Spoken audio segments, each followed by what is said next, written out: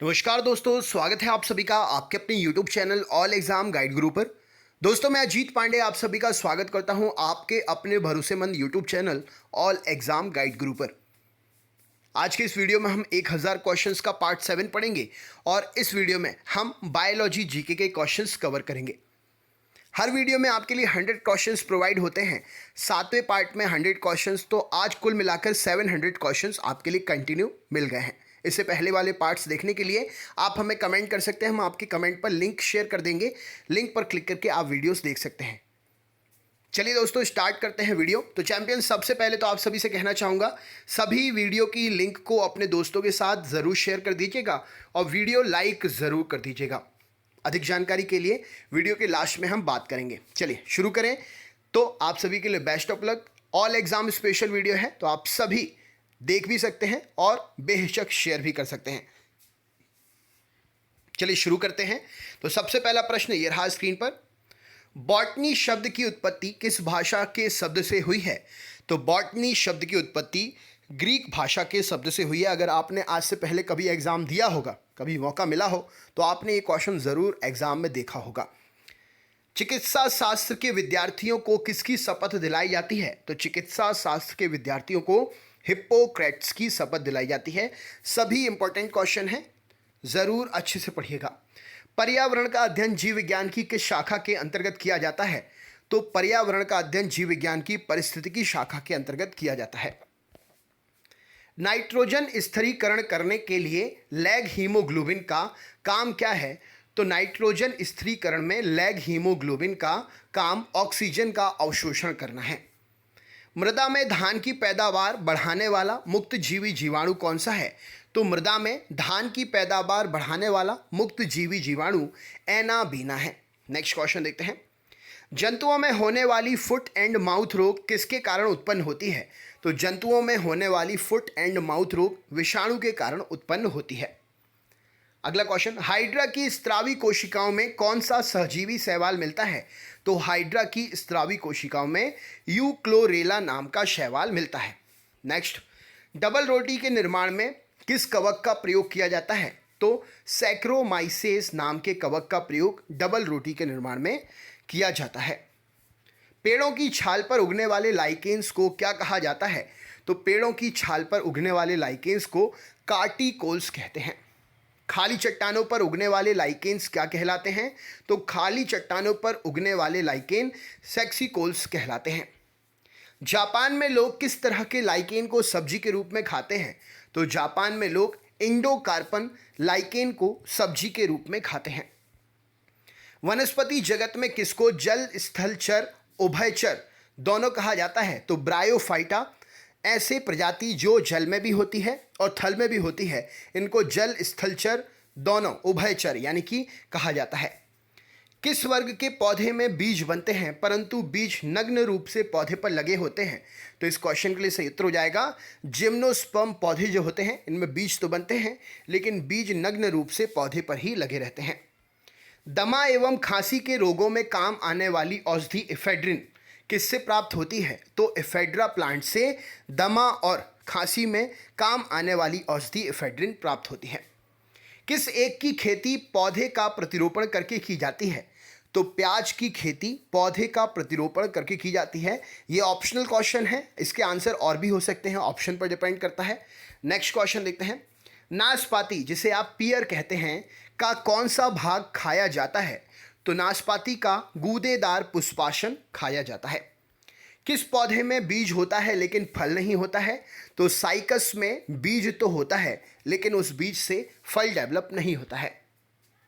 सामान्यतः अंकुरण के लिए किसकी आवश्यकता नहीं होती है? तो सामान्यतः अंकुरण के लिए प्रकाश की आवश्यकता नहीं होती है। सजीव प्रजक अंकुरण किसमें पाया जाता है? तो राइजोफोरा में सजीव प्रजक अंकुरण पाया जाता है। किस चीज़ में अधिक खाने से ही केवल पृथ्वी की अधिक जनसंख्या का भरण पोषण हो सकता है? तो वनस्पति उत्पाद यानी कि जो पेड़ पौधे पत्तियां जो हैं, इनको खाने से ही पृथ्वी की अधिक जीव जंतुओं का भरण पोषण हो सकता है। ऑयल सीड्स तेल बीज वाली फसल किससे संबंधित हैं? तो तेल बीज वाली फसलें जो हैं वो क्रूसीफेरी कुल से संबंधित है। एट्रोपा बेलाडोना के किस भाग से बेलाडोना औषधि प्राप्त होती है? तो एट्रोपा बेलाडोना के पत्तियों से बेलाडोना औषधि प्राप्त होती है। एफेड्रा पौधे का कौन सा भाग एफेड्रिन औषधि उत्पन्न करता है? तो एफेड्रा पौधे का तना जो है वो एफेड्रिन औषधि उत्पन्न करता है।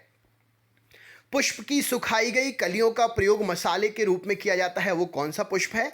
तो लौंग जो है एक कली है जिसका मसाले के रूप में प्रयोग करते हैं। फूल गोभी सिवुमंदत पौधे का कौन सा भाग खाया जाता है? फूल गोभी, आप ये समझिए, फूल गोभी से संबंधित पौधे का कौन सा भाग खाया जाता है? तो यहाँ पर सही उत्तर हो जाएगा फूल गोभी पुष्पक्रम है जो कि हम खाते हैं। हल्दी चूर्ण टर्मेरिक पौधे के किस भाग से प्राप्त होती है? तो हल्दी चूर्ण जो है टर्मेरिक पौधे के शुष्क प्रकंद से प्राप्त होती है। सामान्य प्रयोग में आने वाला मसाला लौंग कहाँ से प्राप्त होता है? तो अभी हमने पढ़ा फूल की कली से प्राप्त होता है। किस फसल में एजोला एनाबीना जैव उर्वरक का काम करते हैं? तो चावल की फसल में एजोला एनाबीना जैव उर्वरक का काम करते हैं। चिलगोजा निम्न में से किस एक प्रकार के बीजों से प्राप्त होता है? तो चिलगोजा पाइन के बीजों से प्राप्त होता है। पौधे की वृद्धि के लिए कितने आवश्यक तत्वों की जरूरत होती है? तो पौधे की वृद्धि के लिए 16 आवश्यक तत्वों की वृद्धि की जरूरत होती है। धान का खैरा रोग या लघु पतन रोग किस तत्व के कारण होता है? तो जस्ते की कमी के कारण धान में खैरा या उसे ही लघु पतन रोग भी कहते हैं जो होता है। फूल गोभी का विटेल रोग किसके कारण होता है? किस तत्व की कमी के कारण होता है? तो फूल गोभी का विटेल रोग जो है जिंक की कमी के कारण होता है। नेक्स्ट क्वेश्चन देखते हैं क्या पूछा गया है, ये रहा स्क्रीन पर। ऊर्जा रूपांतरण में से किसके द्वारा प्रकाश संश्लेषण की क्रिया संपादित होती है? तो प्रकाश से रासायनिक ऊर्जा के द्वारा प्रकाश संश्लेषण की क्रिया जो है संपन्न होती है। प्रकाश संश्लेषण में हरे पौधे द्वारा कौन सी गैस छोड़ी जाती है? तो प्रकाश संश्लेषण के द्वारा हरे पौधे में ऑक्सीजन गैस छोड़ी जाती है। किस पादप हार्मोन के छिड़काव से अनिषेक फल प्राप्त किए जाते हैं? तो ऑक्सिन के छिड़काव से जिन पौधों में फल ना लग रहे हों उसमें भी फल प्राप्त किए जा सकते हैं। प्रकाशानुवर्ती संचलन किसके द्वारा नियंत्रित होता है? तो ऑक्सिन हार्मोन के द्वारा पौधे सूर्य के प्रकाश की ओर बढ़ते हैं, प्रकाशानुवर्ती संचलन नियंत्रित होता है। पादप वृद्धि अनुमापन के साथ किस वैज्ञानिक जो भारतीय हैं उनका नाम जुड़ा हुआ है? तो जेसी बोस पादप वृद्धि के अनुमापन के साथ भारतीय वैज्ञानिक हैं जिनका नाम जुड़ा हुआ है। किस पेड़ को अपनी वृद्धि के लिए सर्वाधिक मात्रा में जल की आवश्यकता होती है? तो यूकेलिप्टस पेड़ को अपनी वृद्धि के लिए सर्वाधिक मात्रा में जल की आवश्यकता होती है। पेड़ों की पत्तियों में पाया जाने वाला हरा पदार्थ क्या कहलाता है? तो क्लोरोफिल पेड़ों की पत्तियों में पाया जाने वाला हरा पदार्थ कहलाता है। पादप रोगों का सबसे उत्तरदायी कारक क्या है? तो पादप रोगों का सबसे उत्तरदायी कारक है फफूंद। हरित बाली रोग किस फसल से संबंधित है? तो हरित बाली रोग बाजरे से संबंधित है। टिक्का रोग किस फसल से संबंधित है? तो टिक्का मूंगफली में होने वाला रोग है। धान का प्रसिद्ध रोग खैरा किसके कारण होता है? तो जस्ते की कमी के कारण धान का प्रसिद्ध रोग खैरा होता है। चाय में लाल रस्ट रोग किसके कारण होता है? तो चाय में लाल रस्ट रोग हरे शैवाल के कारण, चाय में हरे शैवाल के कारण लाल रस्ट रोग होता है। फसलों पर आक्रमण करने की कीट की प्रायः कौन सी अवस्था अधिक हानि पहुंचाती है? तो फसलों पर आक्रमण करने की कीट की कैटरपिलर अवस्था जो है अधिक हानि पहुंचाती है। कौन सा जीवित ऊतक उच्च वर्गीय पौधों में जैव पोषक वाहक का काम करता है? तो फ्लोएम जो है जीवित ऊतक है जो उच्च वर्गीय पौधों में जैव पोषक वाहक का काम करता है। पादपों में जल और खनिज लवणों का संचालन किसके द्वारा होता है?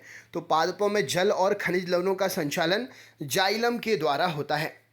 एक वृक्ष की आयु का पता किसके द्वारा लगाया जा सकता है? तो वार्षिक वलयों की गिनती करके एक वृक्ष की आयु का पता लगा सकते हैं। संवहनी पौधों में पानी ऊपर की ओर किससे जाता है? तो जाइलम टिश्यू जो कि पौधों में उपस्थित होता है उसके द्वारा संवहनी पौधों में पानी ऊपर जाता है।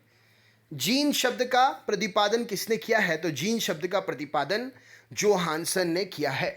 बारबेरा मैक्लिंटॉक किस पौधे पर काम के लिए प्रसिद्ध हैं? तो बारबेरा मैक्लिंटॉक ने मक्के पर जंपिंग जीन के सिद्धांत की खोज की थी। 1959 में डीएनए के रूप में डीएनए के रूप में संश्लेषित करने हेतु नोबेल पुरस्कार किसको मिला था? तो कॉर्नबर्ग को 1959 में डीएनए संश्लेषण के लिए नोबेल पुरस्कार प्राप्त हुआ था। किसके द्वारा आनुवांशिकता के विज्ञान को आनुवांशिकी कहा गया है? तो वॉटसन के द्वारा आनुवांशिकता के विज्ञान को आनुवांशिकी कहा गया है। सेल नाम किस जीव वैज्ञानिक ने सर्वप्रथम दिया था? तो रॉबर्ट हुक ने सेल नाम सर्वप्रथम दिया था। कौन सी रचना जंतु कोशिका को वनस्पति कोशिका में विभेदित करती है? तो सेंट्रियोल जंतु कोशिका को वनस्पति कोशिका में विभेदित करती है। कोशिका में राइबोसोम की अनुपस्थिति में निम्न में से कौन सा काम संपादित नहीं होता? तो कोशिका में राइबोसोम की अनुपस्थिति के कारण प्रोटीन संश्लेषण नहीं होता है। यदि माइटोकॉन्ड्रिया काम करना बंद कर दे तो कोशिका में कौन सा काम नहीं हो पाएगा? तो यदि माइटोकॉन्ड्रिया काम करना बंद कर दे तो कोशिका में भोजन का ऑक्सीकरण नहीं हो पाएगा। कोशिका का ऊर्जाग्रह पावर हाउस किसको कहा जाता है? तो माइटोकॉन्ड्रिया को कोशिका का ऊर्जाग्रह या पावर हाउस कहा जाता है। किसकी उपस्थिति के कारण किसी पादप कोशिका और पशु कोशिका में अंतर पाया जाता है? तो कोशिका भित्ति की उपस्थिति के कारण किसी पादप कोशिका और पशु कोशिका में अंतर पाया जाता है। कौन सा कोशिकांग प्रोटीन में प्रमुख भूमिका निभाता है? तो प्रोटीन के संश्लेषण में एंडोप्लाज्मिक रेटिकुलम और राइबोसोम प्रोटीन संश्लेषण में प्रमुख भूमिका निभाते हैं। प्रोग्राम्ड सेल डेथ का कोशिकीय एवं आणविक नियंत्रण केंद्र क्या कहलाता है? तो उसे एजिंग कहा जाता है। कौन सा अंगक प्रायः जंतु कोशिका में उपस्थित नहीं होता है? तो लवक, हरित लवक जो है जंतु कोशिका में नहीं पादप कोशिका में उपस्थित होता है। जीव द्रव्य प्रोटोप्लाज्म शब्द का प्रयोग सर्वप्रथम किसने किया था? तो प्रोटोप्लाज्म शब्द का प्रयोग सर्वप्रथम पुरकिंजे ने किया था। जीव द्रव्य जीवन का भौतिक आधार है, ये किसका कथन है? तो जीव द्रव्य जीवन का भौतिक आधार है, ये हक्सले के द्वारा कहा गया है। डीएनए के द्विहेलिक्स प्रारूप को पहली बार किसने प्रस्तावित किया था? तो वॉटसन और क्रिक ने डीएनए के द्विहेलिक्स रूप को पहली बार प्रस्तावित किया था। न्यूक्लियस की खोज सर्वप्रथम किसने की थी? तो ब्राउन ने न्यूक्लियस की खोज सर्वप्रथम की थी। कोशिकीय व आणविक जीव विज्ञान केंद्र कहाँ स्थित है? तो कोशिकीय व आणविक जीव विज्ञान केंद्र हैदराबाद में है। परिस्थितिकी शब्द को सर्वप्रथम प्रतिपादित करने का श्रेय किसको जाता है? तो रिटर को परिस्थितिकी शब्द को सर्वप्रथम प्रतिपादित करने का श्रेय जाता है। मुख्यतः मैंग्रोव वाले ज्वारीय वन कहाँ पाए जाते हैं? तो सुंदरबन डेल्टा में मुख्यतः मैंग्रोव वाले ज्वारीय वन पाए जाते हैं। यदि संसार के सभी पौधे मर जाएं तो किसकी कमी के कारण सभी जीव जंतु मर जाएंगे? तो संसार के सभी पौधे अगर मर गए तो ऑक्सीजन की कमी के कारण सभी जीव जंतु भी मर जाएंगे। खाद्य श्रृंखला से अभिप्राय है इनमें से किसके द्वारा ऊर्जा अंतरण होता है? तो एक जीव से दूसरे के द्वारा खाद्य श्रृंखला में ऊर्जा का अंतरण होता है। परिस्थितिकी संतुलन बनाए रखने के लिए भारत में वन क्षेत्र कितने अनुपात में होना चाहिए? तो परिस्थितिकी संतुलन बनाए रखने के लिए भारत में वन क्षेत्र 33.3% के अनुपात में होना चाहिए। कौन सा कृषि कार्य पर्यावरण दृष्टि से उपयुक्त है? तो ऑर्गेनिक कृषि पर्यावरण दृष्टि से कृषि करने के लिए उपयुक्त है। भारत में पारिस्थितिकी असंतुलन का कौन सा एक प्रमुख कारण है? तो वनों की कटाई भारत में पारिस्थितिकी असंतुलन का प्रमुख कारण है। वह वर्णक जो वनस्पति को पराबैंगनी किरणों के दुष्प्रभाव से बचाता है वो कौन सा है? तो वनस्पतियों को पराबैंगनी किरणों के दुष्प्रभाव से फाइकोसाइनिन बचाता है। पारिस्थितिक तंत्र में तत्वों के चक्रण को क्या कहते हैं? तो पारिस्थितिक तंत्र में तत्वों के चक्रण को जैव भू रासायनिक चक्र कहा जाता है। भारत में धारणीय विकास की दृष्टि से विद्युत ऊर्जा का सबसे अच्छा स्रोत क्या है?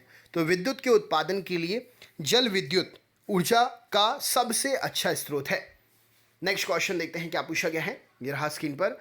धारणीय विकास जिसके उपयोग के संदर्भ में अंतर पीढ़ीगत पीढ़ी संवेदनशीलता का विषय है उसे क्या कहते हैं? तो उसे प्राकृतिक संसाधन कहा जाता है। एक मनुष्य के जीवन को पूर्ण रूप से धारण करने के लिए आवश्यक न्यूनतम भूमि को क्या कहते हैं? तो उसे पारिस्थितिकीय पदछाप कहा जाता है। कौन सी गैस पृथ्वी पर हरित गृह प्रभाव में सर्वाधिक योगदान करती है? तो कार्बन डाइऑक्साइड गैस पृथ्वी पर ग्रीन हाउस इफेक्ट में सर्वाधिक योगदान करती है। कौन सी गैस हीमोग्लोबिन से संयोग करके रक्त में विषैला पदार्थ बनाती है? तो कार्बन मोनोऑक्साइड हीमोग्लोबिन से संयोग करके रक्त में विषैला पदार्थ बनाती है। भोपाल गैस दुर्घटना में कौन सी गैस का रिसाव हुआ था? तो भोपाल गैस दुर्घटना में मिथाइल आइसोसाइनाइड का रिसाव हुआ था।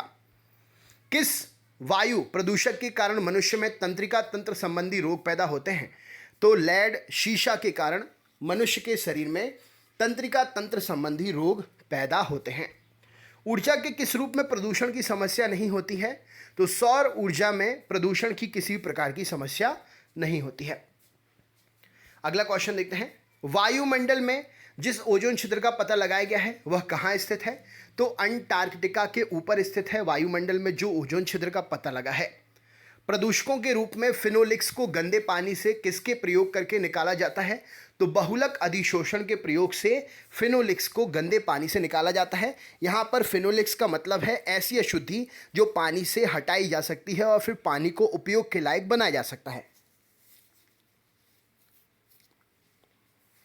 नेक्स्ट क्वेश्चन देखते हैं क्या पूछा गया है। सबसे खराब वायु प्रदूषक उत्पन्न करने वाला पदार्थ क्या है?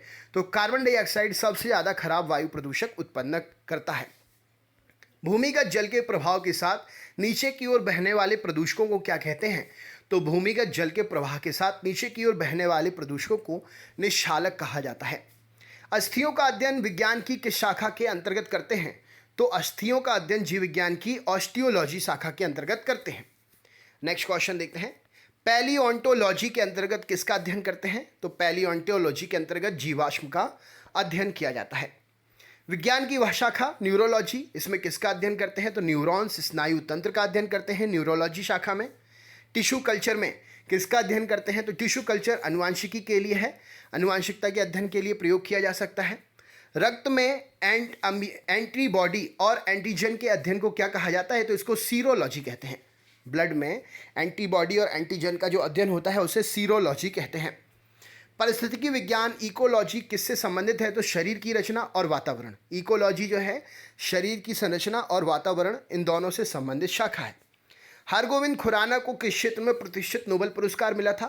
तो हरगोविंद खुराना को चिकित्सा के क्षेत्र में प्रतिष्ठित नोबेल पुरस्कार मिला था। वह वैज्ञानिक कौन है जिसने पहली बार रुधिर परिसंचरण की व्याख्या की थी? तो हार्वे ने वैज्ञानिक थे जिन्होंने पहली बार रुधिर परिसंचरण तंत्र की व्याख्या की थी।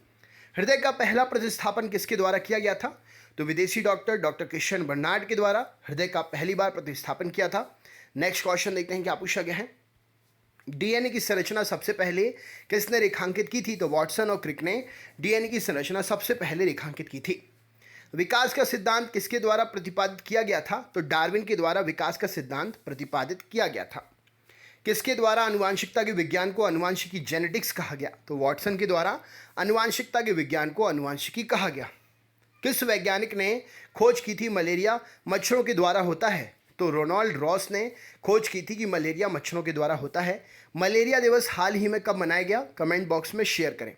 चैंपियंस, अगर आप हमारे चैनल के नए व्यूअर हैं तो हमारे चैनल को सब्सक्राइब करें जिससे आपको हमारे वीडियोस पर डे देखने को मिले। हमारे चैनल पर दिन भर में 4 वीडियो अपलोड होते हैं। सुबह 6 बजे लाइव मैं खुद आता हूं पढ़ाने के लिए general awareness, science, current affairs. फिर 10 बजे वीडियो मिलेगा, देन 7 बजे शाम को, देन रात में 10 बजे करंट अफेयर्स का वीडियो मिलेगा। अगर आप हमारे चैनल के नए व्यूअर हैं तो रेड कलर का सब्सक्रिप्शन बटन क्लिक करके चैनल सब्सक्राइब करें, बेल आइकन ऑन करें, ऑल वाला नोटिफिकेशन ऑन कर लें जिससे आपको ये चारों वीडियोज़ के नोटिफिकेशन मिलें और कोई भी वीडियो आपका ना छूटे। इससे पहले जो भी पार्ट्स बने हैं उनको देखने के लिए होम पेज पर क्लिक करें या कमेंट करके आप हमसे लिंक मांग सकते हैं, हम आपको लिंक शेयर कर देंगे। किसी प्रकार की जानकारी के लिए कमेंट करके आप हमसे पूछ सकते हैं। चैंपियंस, प्लीज़ वीडियो को लाइक ज़रूर कर दीजिएगा और लिंक को अपने दोस्तों के साथ शेयर कर दीजिएगा। मिलते हैं नेक्स्ट पार्ट में, तब तक मस्त रहें, स्वस्थ रहें, जहाँ रहें ज़बरदस्त रहें। आप सभी का दिन शुभ हो। बहुत बहुत धन्यवाद।